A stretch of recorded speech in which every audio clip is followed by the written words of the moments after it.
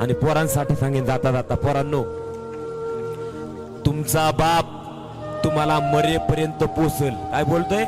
तुम्ही काम धंदा बी करू नका असं मी म्हणेल, उलट बोलेल, उलट सांगेल. तुम्ही काम धंदा सुद्धा करू नका. तुमच्या बापाची सगळ्यात मोठी श्रीमंती आहे.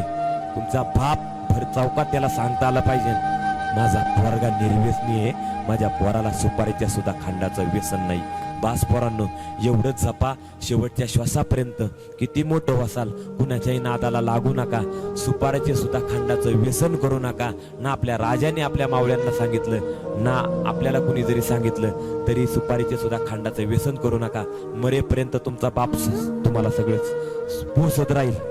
पण दादांनो, जर तुम्ही एखादं पोरग वायाला गेलं, पृथ्वी दादा, जर एखाद्या बापाला कळलं आपलं पोरग पेतय, जिवंतपणी मरण येतात त्या बापाला.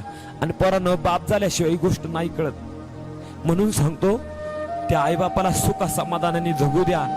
नाही चांगले मार्क्स पाडले नका मिळू द्या, नाही काम धंदा चांगला करताला नको करू, पण आपल्या आईबापांची मान समाजात खाली जाईल असं चुकून पण वागू नका.